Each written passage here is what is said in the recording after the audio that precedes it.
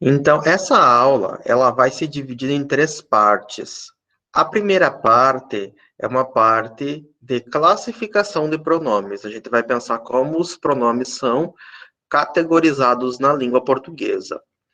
No segundo momento, a gente vai pensar os usos dessas categorizações em diferentes questões. Então, eu vou projetar e vou pensar algumas questões de uso com vocês. No terceiro momento, a gente vai pensar em colocação pronominal. Todos vocês já devem ter visto, quem já fez o segundo ano do ensino médio, ou quem já passou por ele, deve lembrar de ênclise, próclise e mesóclise, que são as categorias de posição do pronome em relação ao verbo na oração, na sentença. A gente vai ver, então, por fim, isso. E, então, depois vocês podem esclarecer as dúvidas caso surjam. Então, esse material de pronomes está à disposição, vocês podem depois acessar. Então, a gente tem aí o conceito inicial, que o pronome ele serve como um referente textual, e pode, como referente textual, ser endofórico ou esofórico, ou seja, fazer uma remissão interna no texto ou externa ao texto. É o caso de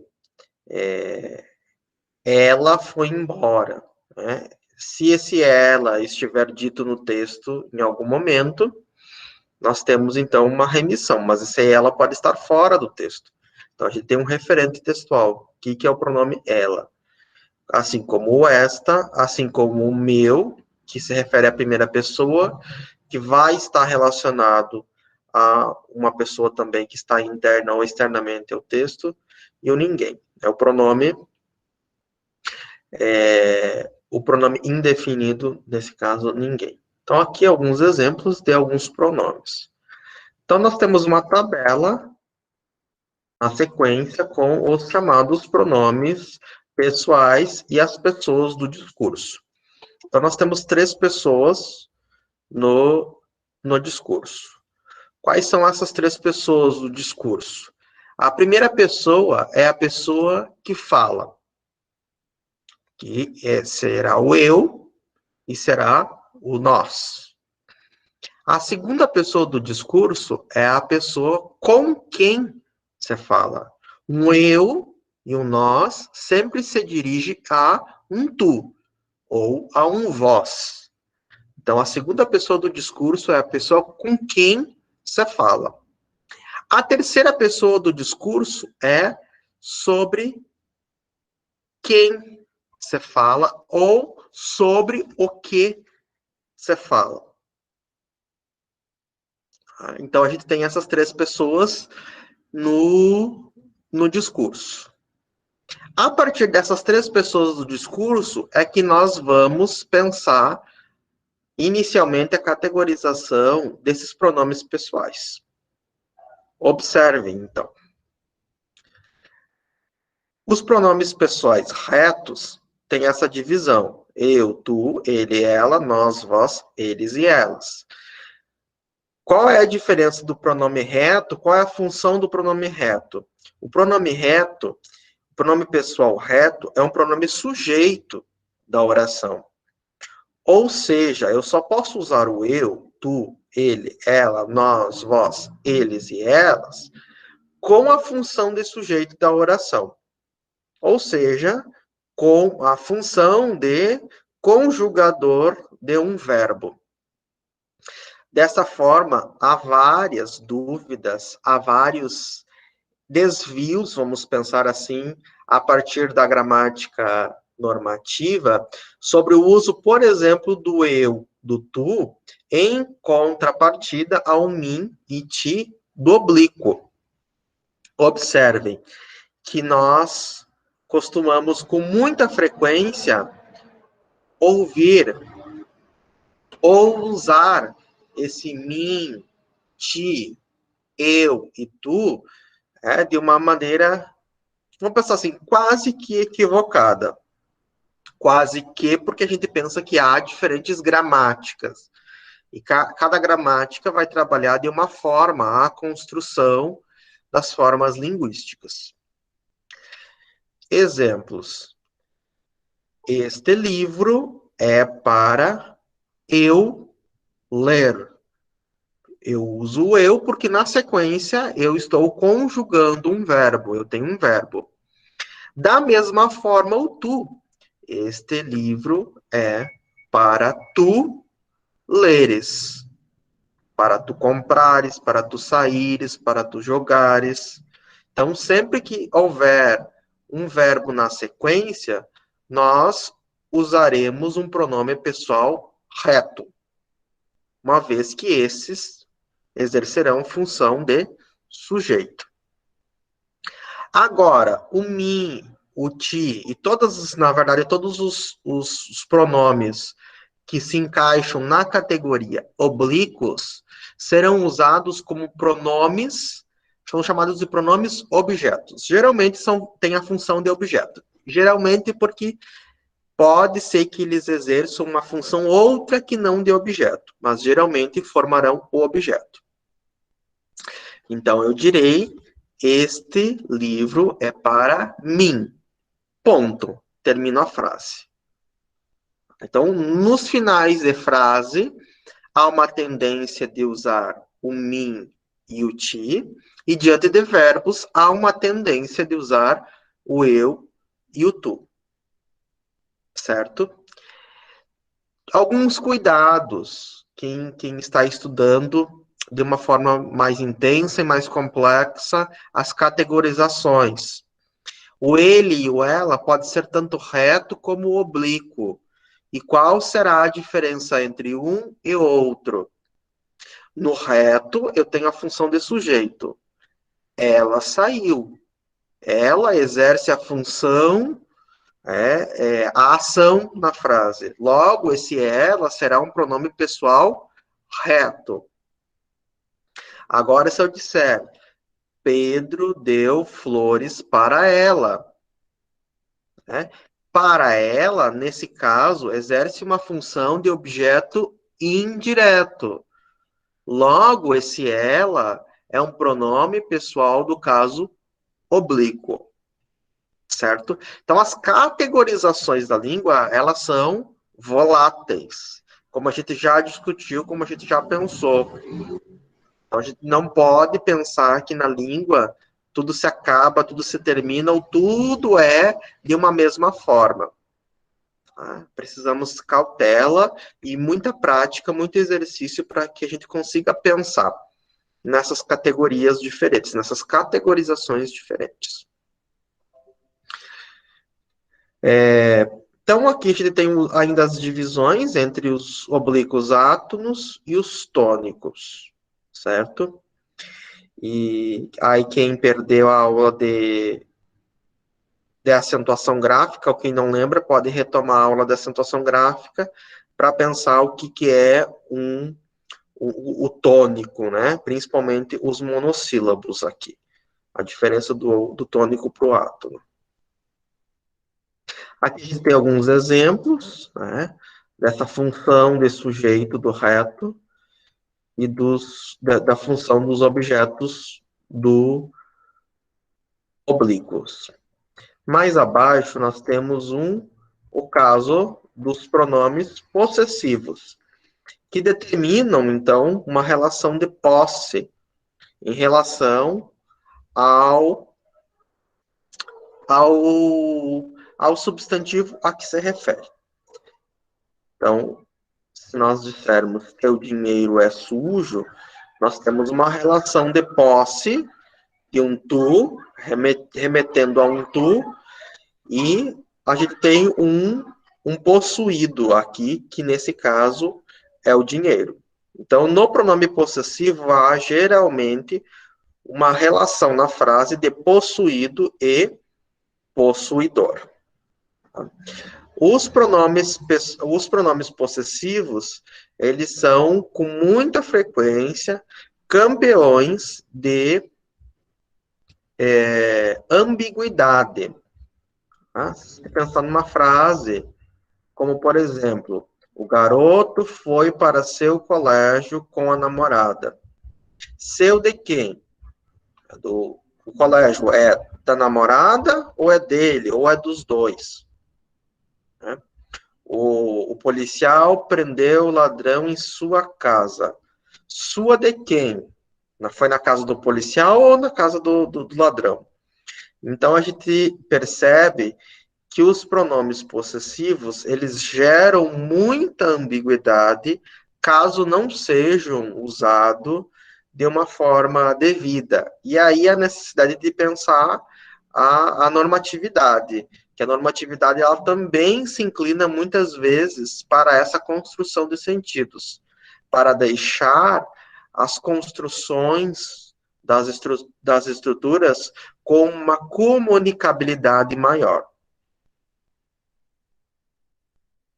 Nós temos os demonstrativos, e aqui há um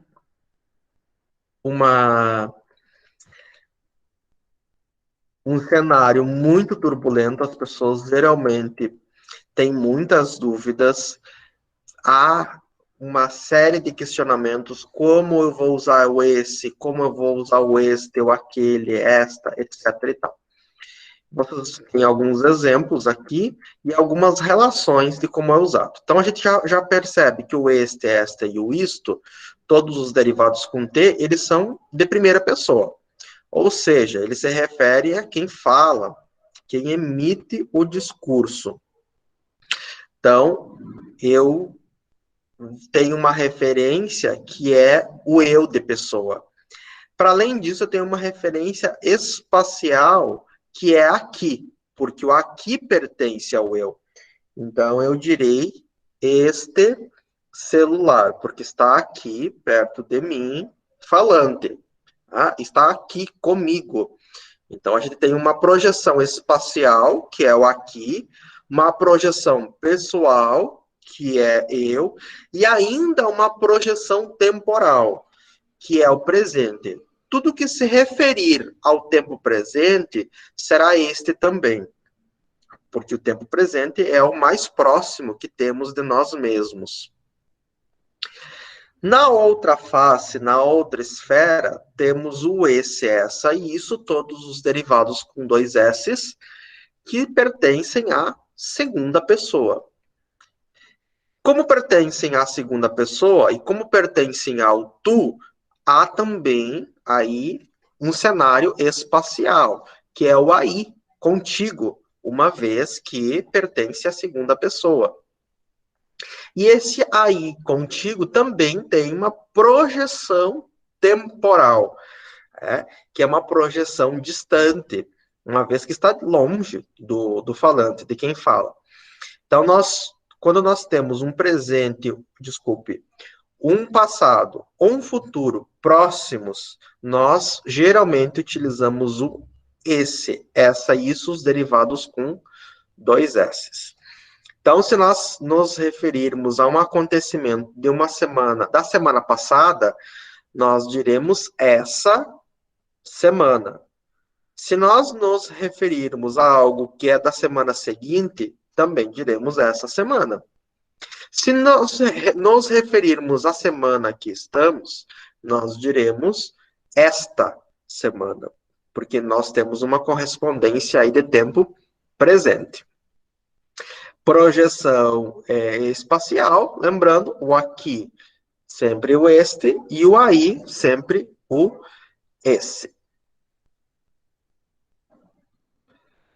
O contrário disso, dessa projeção de primeira e segunda pessoa, é a terceira pessoa, que é tido em algumas gramáticas, em algumas perspectivas teóricas, como não pessoa. E aí, depois, quem tiver interesse em discutir essas categorias, eu posso, inclusive, pensar numa aula sobre um teórico francês chamado Émile Benveniste, que fez uma reflexão muito complexa no âmbito das categorias linguísticas, na década de 60 e 70, e que pensa de uma forma altamente filosófica e psicológica o uso dessas categorias, esse, este e aquele, e as categorias de pessoalidade e impessoalidade na língua. Tá certo? Então, essa terceira pessoa seria uma chamada, por alguns, não pessoa. Por quê? Porque é uma categoria que está fora do discurso. Pertence a algo que, sobre o que você fala, está mais distante, tanto do ouvinte quanto do falante. Dessa forma, nós diremos aquela semana, a uma semana muito remota, muito distante do ouvinte e do falante na perspectiva temporal. Nós diremos naquela sala, uma sala que está longe do ouvinte e do falante, está lá, numa perspectiva espacial. E na perspectiva de um objeto, de uma pessoalidade, a gente fala também para alguém que não está no processo de comunicação, está longe, está fora. Geralmente é o assunto. Então, quando a gente está falando de alguém, e essa pessoa é o assunto e ela não está presente, ela pertence a essa categoria, aquele, aquela, uma pessoa que está fora do discurso. É a fofoca. Então, a fofoca sempre é o aquele e aquela. É a chamada categoria de não pessoa, porque não está presente no discurso.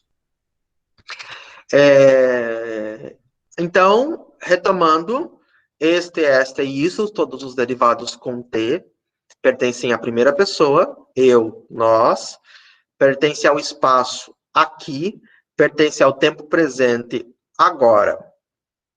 Segundo o pronome demonstrativo, esse, essa, isso, todos os derivados com dois S's. Eles pertencem à segunda pessoa do discurso, tu e vós. Pertence a uma projeção temporal de passado e futuro próximos e estão numa espacialidade aí. Terceiro pronome, aquele, aquela, aquilo, todos os derivados com QU pertencem à terceira pessoa gramatical, também chamada de não pessoa. Ele, ela, eles e elas.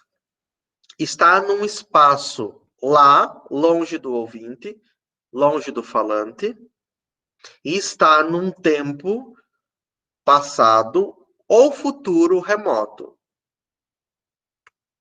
Agora, numa perspectiva textual, como que vai funcionar isso? Muitos têm dúvidas, tem a dúvida na escrita, na hora de produzir uma redação, ou até mesmo um texto formal. Como me posicionar textualmente usando os demonstrativos? Então, aí a gente tem as mesmas perspectivas dessa noção de espacialidade, temporalidade e pessoalidade. A gente sempre vai usar o este, esta e o isto quando nós estivermos tratando do gênero textual que estamos escrevendo. Então, se eu estiver escrevendo uma carta e estiver falando da carta que estou escrevendo, eu direi esta carta. Agora, se eu estiver escrevendo uma redação para um concurso, para um Enem, para um vestibular, e quiser me referir à carta de Caminha, por exemplo, eu direi aquela carta, porque está longe, está distante, numa temporalidade, numa espacialidade. Até posso usar o essa, mas seria um equívoco, e seria descontado se eu usasse o esta, porque eu não estou me referindo ao gênero textual a que que está sendo redigido. Pode ser usado o este, esta e o isto também no caso da escrita, quando o elemento vier depois. Então, por exemplo, a verdade é esta. 2 pontos. Estou com saudades. Ou, inversamente, eu posso dizer, estou com saudades, vírgula, essa é a verdade. Essa qual? Que verdade é essa? Estou com saudades. A gente tem uma referência a algo que já foi dito no texto. Então, essas são as duas formas de usar o este, aliás, as duas formas de usar o este dentro de uma perspectiva textual e a possibilidade de usar o esse e o aquele numa perspectiva textual. Vamos avançar, então, a discussão aqui. Próximo pronome, tratamento, sempre indicando níveis de formalidade. E aí, então, a gente tem do você ao vossa majestade, com as abreviaturas, inclusive, e alguns usos, algumas funções de uso. Geralmente, o pronome de tratamento ele é utilizado em situações formais, em comunicações formais. Para quem não sabe, há um manual que regula os usos de formalidade nas redações que circulam no país, que é o Manual de Redação Oficial da Presidência da República. Todos têm acesso a esse manual e sugiro que quem trabalha cotidianamente com escrita formal e com redação oficial tenha em seu computador esse manual e sempre que necessário, consulte, certo? Porque aqui há um conjunto enorme de regras e situações.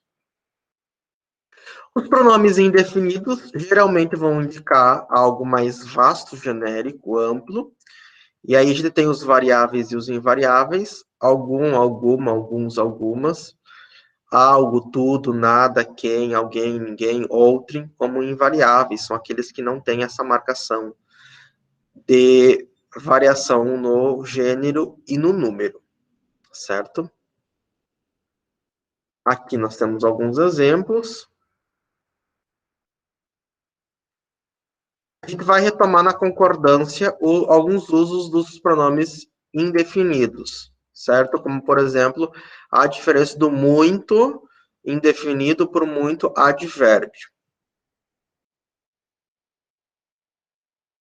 Os pronomes relativos, no quadrinho, o qual, com as suas variações, quanto com as suas variações, cujo com as suas variações, que, quem e onde, ali se mantendo no campo dos invariáveis.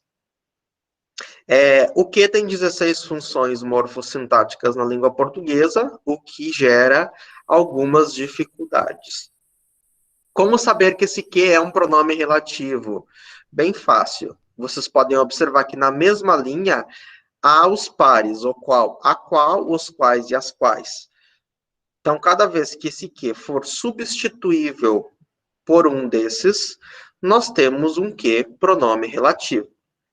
Dessa forma, se eu disser o carro que ganhei é branco, nós temos aí o carro, o qual ganhei. Logo, esse que exerce uma função de pronome relativo. Não dando para substituir por o qual, a qual, os quais e as quais, não será pronome relativo. Há uma margem aí, que é a substituição, a possibilidade de substituição por no qual, na qual, nos quais, nas quais, do qual, da qual, dos quais e das quais, e nós veremos como que ocorrem essas substituições na aula de regência, porque aí entra a questão do uso da preposição também. O pronome quem pode ser usado quando houver uma remissão à pessoa, o onde, quando houver uma remissão de lugar, e o cujo em uma relação de posse. A gente retoma isso também lá na aula de regência, porque entra nos complicadores de regência também, tá? E transitividade. Aí a gente precisa saber transitividade para saber regência, para saber usar corretamente os relativos no português. Aqui alguns exemplos. daquilo que eu disse para vocês aí dessas substituições. Os pronomes interrogativos, eles se inclinam para um uso nas perguntas diretas ou indiretas. Quem fez o almoço? Qual das bonecas preferes? Quantos passageiros desembarcaram? São perguntas diretas. Observem que, por outro lado, nem sempre haverá uma interrogação numa pergunta. São os casos de perguntas indiretas. Diga-me quem fez o almoço.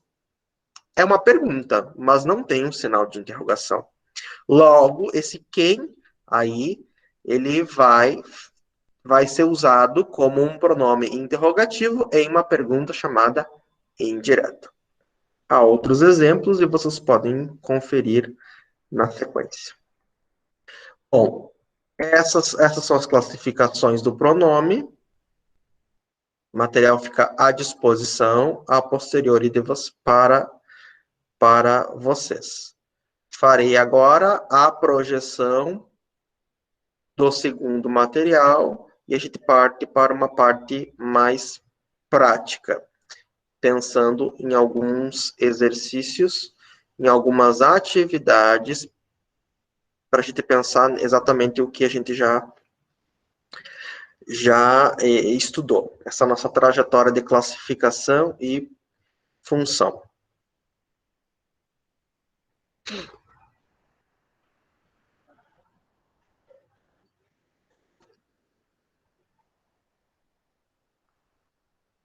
Certo.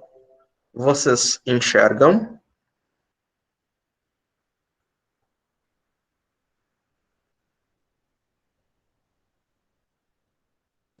Sim. Obrigado.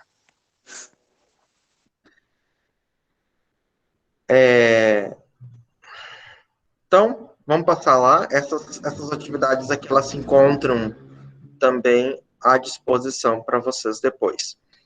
Então, a primeira questão que entra aqui é a substituição correta dos pronomes.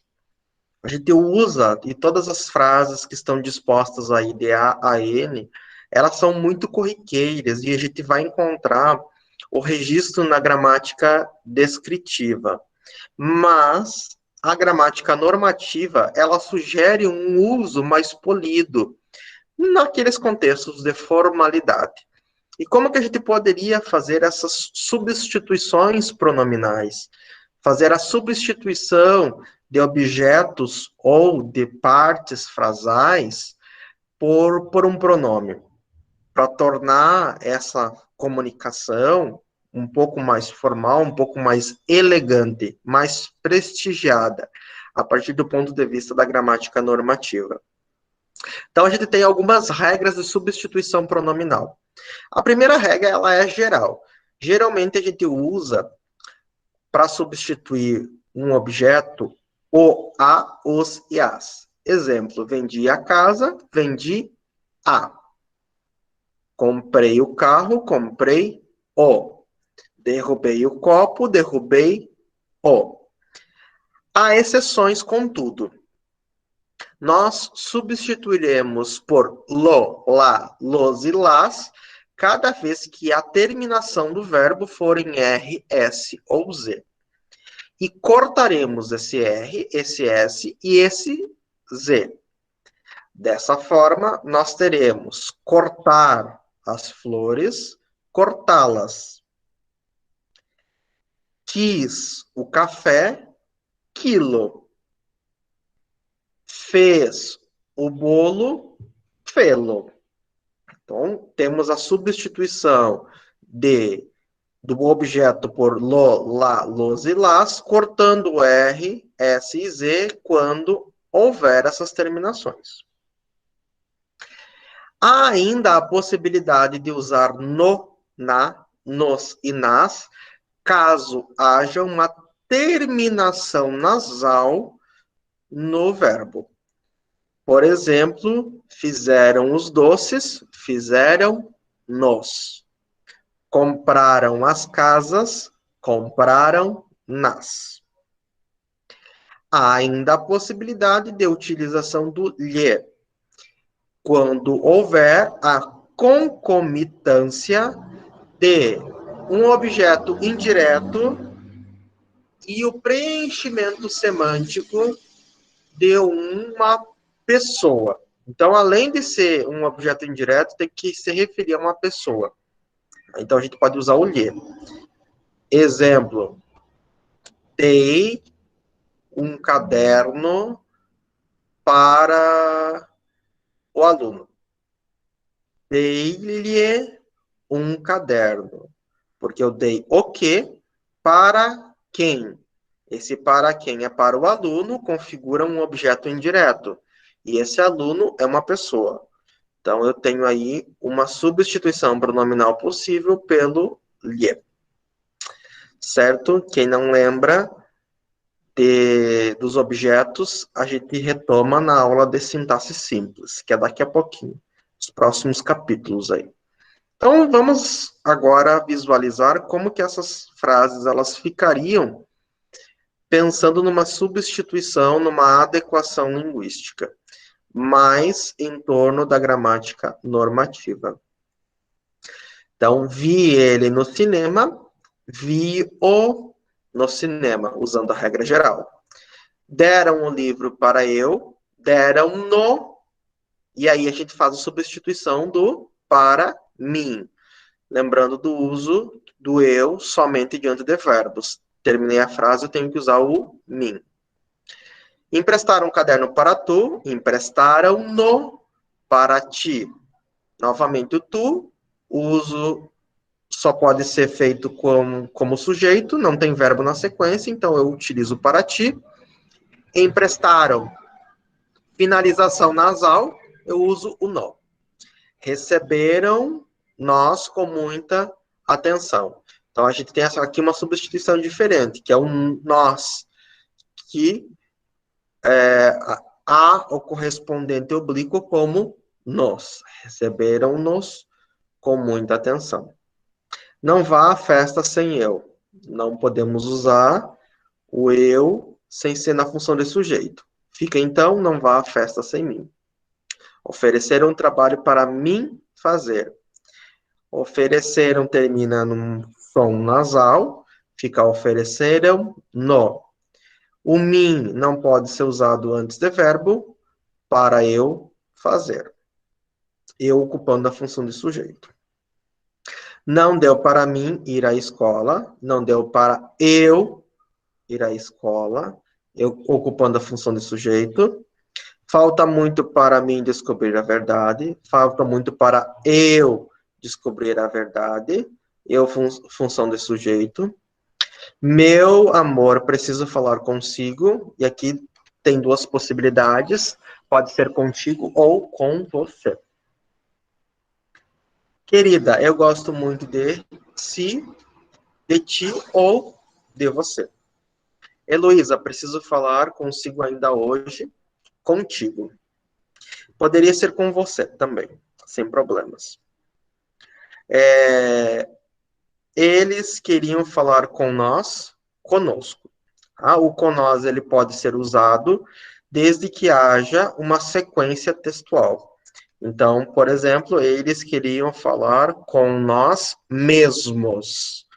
Então, a gente tem uma sequência textual, a gente pode usar o conosco, mas no final de frases, não. Conosco. Mandei ela sair. Mandei-a sair.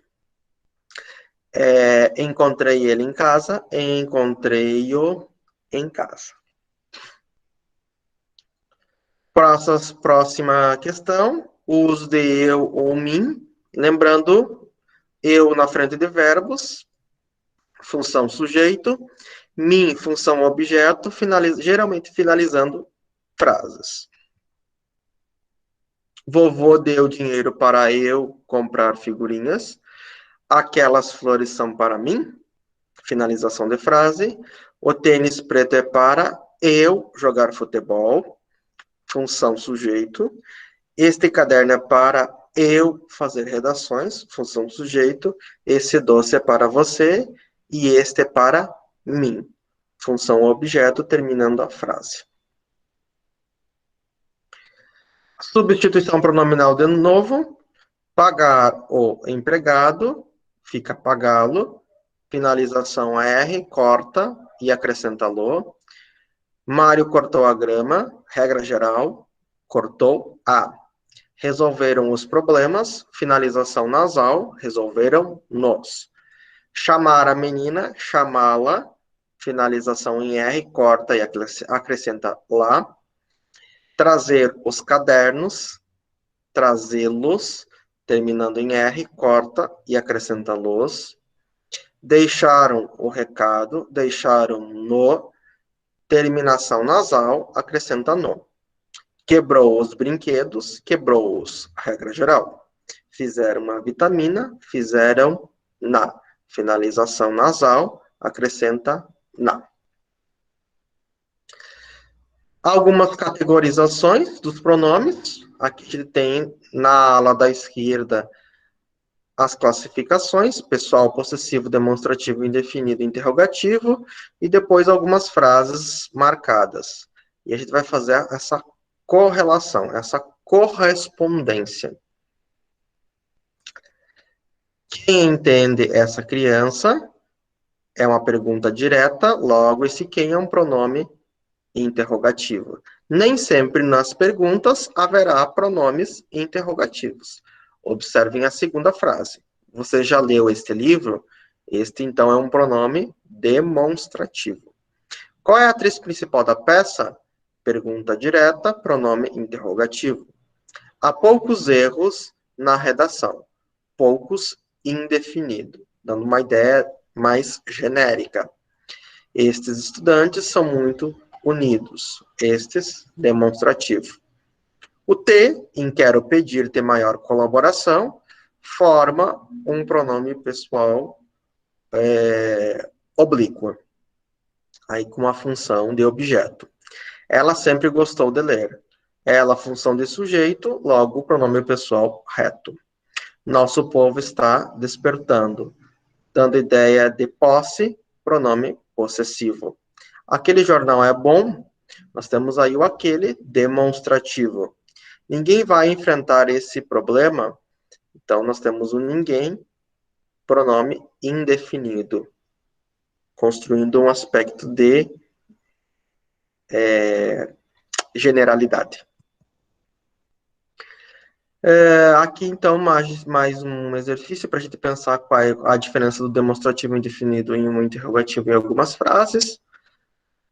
Então, a gente tem o este, que é demonstrativo, lembrando, o vários é indefinido, ninguém indefinido, qual interrogativo porque está numa pergunta, lembrando que o qual também pode ser relativo, esses demonstrativo, quantos interrogativo, também porque está na pergunta, alguns indefinido, poucas indefinido. Essas categorizações, elas são extremamente necessárias para que a gente pense nas situações de colocação pronominal, que a gente vai passar para o terceiro momento da aula, que é pensar qual é a posição correta do pronome, ou qual é a posição devida do pronome na frase. Antes do verbo, no meio do verbo, depois do verbo, há uma posição correta ou mais adequada, de acordo com a gramática normativa, para usarmos o pronome. E é isso que a gente vê na sequência.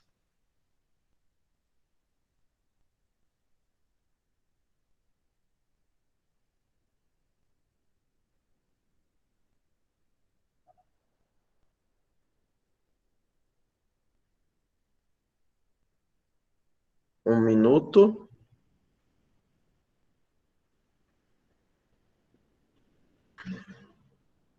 Por favor, eu preciso que alguém me diga se está aparecendo. Está, professor. Obrigado. Canto superior direito, a gente tem um lembretezinho dos tipos de pronomes, reto, oblíquo, de tratamento, compondo o pessoal, possessivo, demonstrativo, relativo, interrogativo e indefinido. Só como um lembretezinho, porque será importante para nós pensarmos as questões de próclise, mesóclise e ênclise. Então, assim, costumo brincar nessa aula dizendo que isso é muito fácil. Por quê? Porque quando não der próclise e não der mesóclise, é porque dá ênclise. Simples assim. Muito fácil. E na lógica é exatamente isso. Então, primeiro a gente vai ver, será que é possível colocar o pronome na frente do verbo, antes do verbo? Ah, não é possível. Agora a gente já vai ver quais são as condições. Então a gente passa para o segundo passo. Vamos ver se dá para colocar no meio do verbo. Não deu para colocar na frente do verbo, não deu para colocar no meio, então só sobra espaço para depois. Essas nomenclaturas próclise, mesóclise e ênclise, vocês não precisam memorizar, não precisam decorar, certo? Vocês precisam, na prática, saber quando que usa cada uma dessas situações. Então, a primeira questão é saber identificar verbo. Porque se a gente está falando de colocação pronominal e a colocação do pronome a partir do verbo, a posição do pronome diante do verbo, nós precisamos saber identificar verbo. Então, todo mundo precisa saber identificar verbo.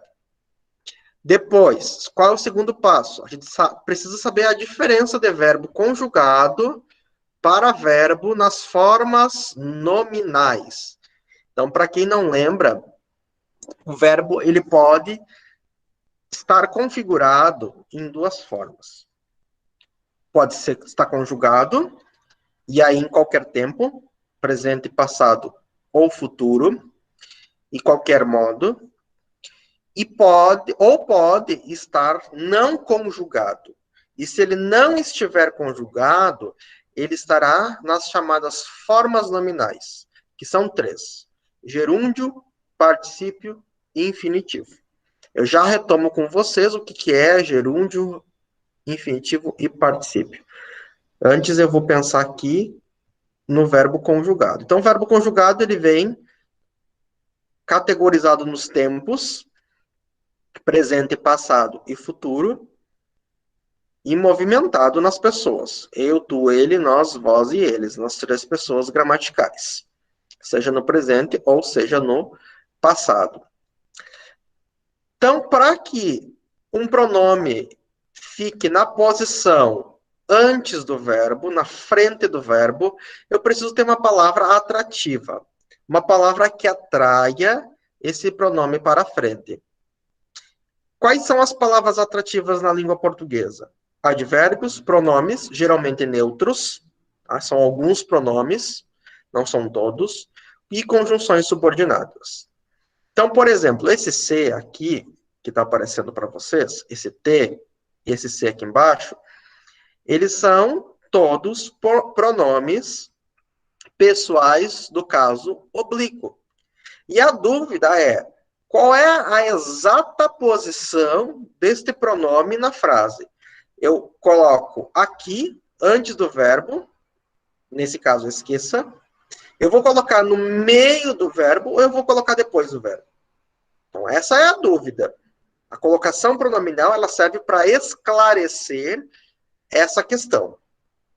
Então, se eu tenho não se esqueça, não é um advérbio. Aqui eu tenho que saber classes gramaticais. Não é um advérbio de negação. Logo, esse não ele funciona como uma palavra atrativa, como se estivesse puxando, como se fosse um imã, puxando o se para a frente do verbo. Não se esqueça. Isso é um pronome demonstrativo neutro e está também servindo como uma palavra atrativa. Está atraindo, puxando como um imã o T para a frente do verbo deixar. Saiu porque se sentiu mal.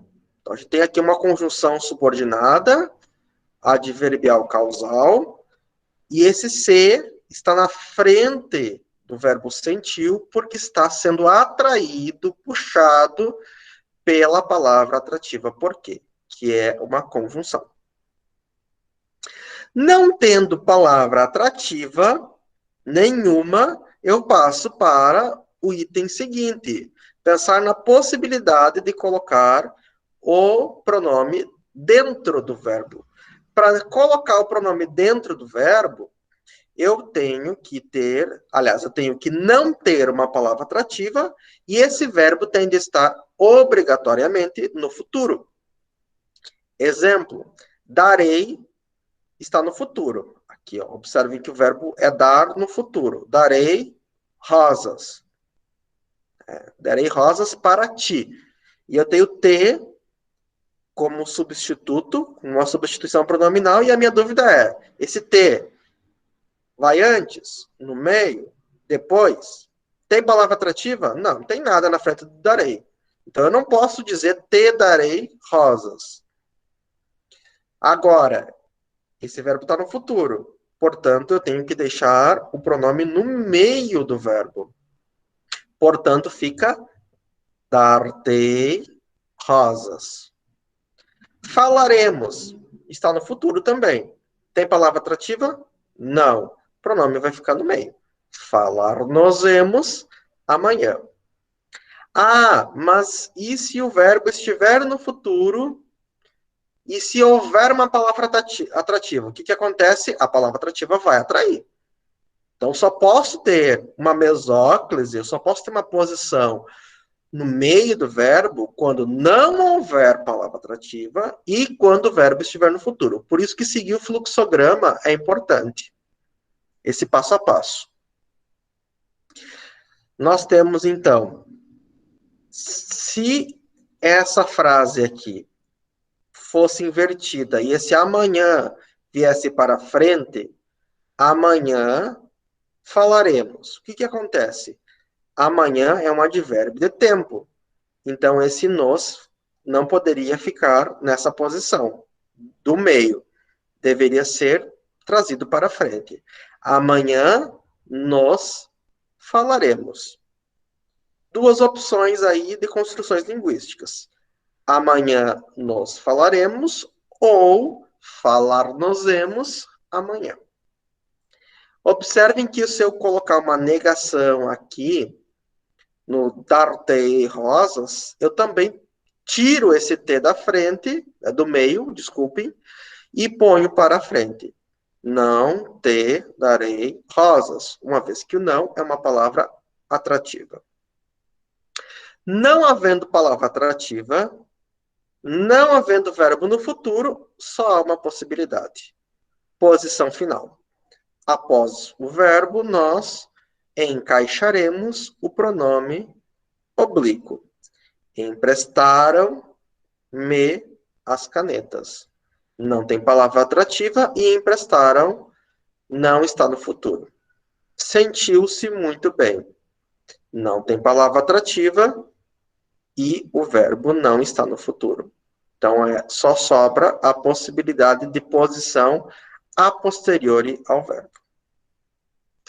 Esses três casos aqui e esse fluxograma, ele pode ser pensado apenas quando eu estou falando de verbo conjugado. Vocês podem observar que todos esses verbos eles estão movimentados em pessoas gramaticais e em suas temporalidades. Abaixo, nós vamos observar outras condições, que é o uso do verbo fora de temporalidade verbal, que é o gerúndio, infinitivo e particípio. Gerúndio, para quem não lembra, verbo terminado em NDO. Falando, jogando, rindo, saindo, comprando, escrevendo. Infinitivo termina em a, er, ir. Brincar, sonhar, correr, cair. Particípio geralmente termina em ido e ado, porque há dois particípios, o regular e o irregular. Dessa forma, nós temos comprado, jogado, sonhado, corrido, lido, feito, por exemplo, que é o particípio irregular do verbo fazer. Lembrando que há os verbos abundantes ainda, que tem dois particípios, que é o caso, por exemplo, do fritar. Frito e fritado, como é o caso do imprimir. Imprimido e impresso. São dois particípios, aí eu tenho que tomar cuidado. Quando que eu vou utilizar, então, a posição do pronome em relação ao verbo nesses três casos? Gerúndio, eu vou usar aqui, conforme a flechinha, depois do verbo. Falando-se, ganhando-se, escrevendo-se, sempre depois. Infinitivo, depois também. Falar-se, jogar-se, sonhar-se, certo? Independentemente da construção, independentemente de ter palavra atrativa ou não. Particípio, posição, antes. Tinham se falado. Tinham se jogado. Tinham se beijado. Certo? Então, terminando aí, tendo um verbo no particípio, a gente tem o pronome oblíquo antes desse verbo, né? Da relação do verbo a que está ligado. Nós temos, então, essas duas possibilidades, verbo conjugado, verbo nas formas nominais, e essas aqui, eu poderia passar um conjunto de regras, e vocês podem depois, nas suas gramáticas e nos seus estudos, observar que há várias páginas das gramáticas falando de colocação pronominal, falando de pronome. Eu tentei resumidamente pensar aqui algumas questões de pronome com vocês, muito sucintamente, muito brevemente, e tentei abordar as questões que me são mais suscetíveis a conveniências do momento, para pensar questões de concurso público, para pensar questões do cotidiano, como escrita e fala em situações de formalidade, certo? E aí eu fecho aqui, eu encerro aqui a parte da aula de usos dos pronomes na língua portuguesa.